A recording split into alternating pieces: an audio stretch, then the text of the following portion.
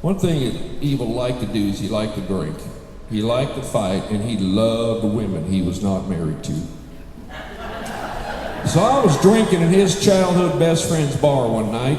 I got tired, and there was a little shack next door, and I went over there to take a nap. Now, non-alcoholics call that passing out. And I went over and I got down into my skivvies and I jumped into bed. When I did, I heard the most god-awful screeching sound of a man you've ever heard in your life. We both flew out of that bed and he looked at me and he said, "What are you doing, young man? Do you know who I am?" And I said, and I'm not kidding y'all, "I don't give a dang if you're Evel frickin' Knievel, old man. Get your butt out of my bed." At which point he stuck me with an uppercut so hard I flew back. When I did, I shoved him. And he fell back and he caught the perfect wave on that bed. It was 1987, so it was a water bed.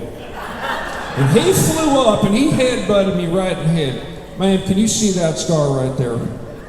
That is what my wife refers to as mile marker 21 on the superhighway of Marty Quinn's alcoholism. We start the wrestling and I get him down on the ground. And this here, ladies and gentlemen, is when I should have known I was fighting my childhood hero, Evel Knievel. He had on a pair of red, white, and blue bikini brief underwear.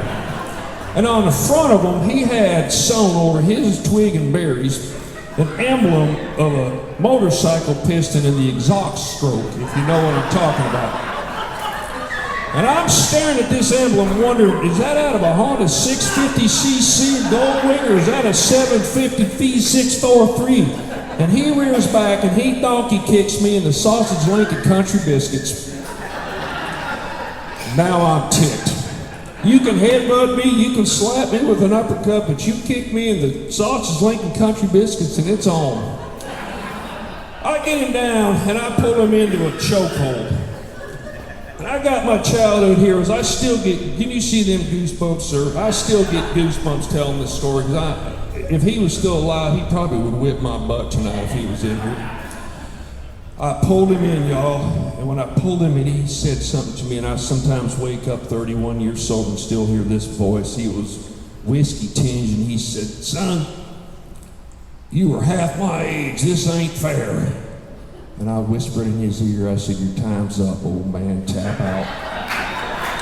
And when I did, I breathed in, and this right here, folks, is when I knew I had Evel Knievel in a death grip. I breathed in and I smelled cirrhosis of the liver, Bengay, and tax fraud.